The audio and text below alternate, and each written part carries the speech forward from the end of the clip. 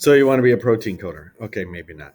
But in today's class, I showed you how to um, read the DNA code and transcribe and translate that to a protein. I'm going to first draw your attention to slide 4 from today's agenda, where it shows you the organization of genetic material within the cell and remind you that the nucleus is full of a whole bunch of DNA in the form of chromosomes that acts like the cookbook. It's got a whole bunch of recipes.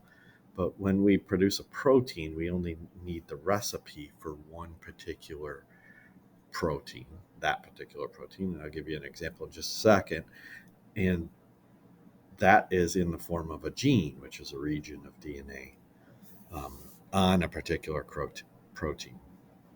So, that being said, in today's class, I gave you the example that lightning bugs, fireflies, whatever you want to call them, produce luciferase protein. It's an enzyme that causes a chemical reaction that makes their tail light up. That's protein. It's made of amino acids. So what would happen is in the nucleus of the tail cells of a lightning bug, a DNA sequence is going to be read. Now, this is just part of the DNA sequence for the protein, just simplified. The DNA sequence is TAC, GCA, GGT, CCG. Okay, that would be transcribed in the nucleus. I'm just going to put a bracket here. Nucleus. This activity happens within the nucleus. Would be transcribed into RNA. It's really pretty simple. All you do is match up the complementary bases. There is one trick in it. I'll show you in just a second. Opposite of T would be an A. Opposite an A, you might think would be a T because apples and trees, cars in the garage. But as we established in class, RNA does not have the base thymine. It has a different nucleobase or nucleotide called uracil. So opposite an A is a U. And then opposite a C is a G.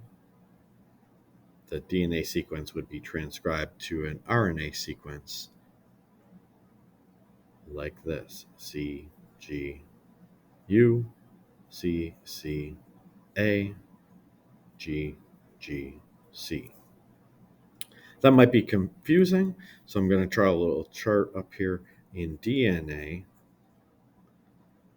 C always is transcribed to G in RNA. G is transcribed to C. T is transcribed to A, and A is not transcribed to T, it would be transcribed to U. That was a W. U. Okay? That's probably the most difficult thing because you have to think about it and you have to remember this chart. You got to use your brain to do that. Now we have a recipe for this protein. That recipe goes out to where proteins are made, which would be in the cytoplasm of the cell. What's going to assemble that protein is ribosome. Ribosomes read the recipe and they connect amino acids together. That's pretty easy because you get to use this handy dandy little chart here. The universal genetic code chart shows all of the amino acids that could go into a protein and the code or codon that codes for the particular amino acid. I'll give you an example.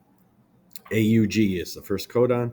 Put a line between the codons here so you can see it clearly. AUG would be translated to the amino acid methionine. Here's how I do it. First base is A. Go down this column. First base is A. Second base is U. I go across the top. Down this column. Everything in this column is with a U as the second base. So I got AU. All of these in this box have AU. And then the last letter in the code is G. Find G, trace it across. There it is. AUG translates to methionine. abbreviated MET. That's usually where a gene starts. That's why they have start written there. Okay, so you're really just reading this table here. Second amino acid would be CGU, or coded for by CGU. First base is C, second base is G. Okay, down in this column now, in this box. Okay, C, G, and then the third base is U. It's right there. That codes for the amino acid arginine. Next codon is CCA. CCA, right? First base C, second base C. In this box, CCA codes for proline. And last but not least, G, G, C, glycine. These would be bonded together and form the protein amino acid. Remember, proteins are made of amino acids. You're probably going to want to do a little practice of this. I have a couple different practices on Classroom in the Unit 6 folder right after this video. Good luck. Let me know if you have any questions.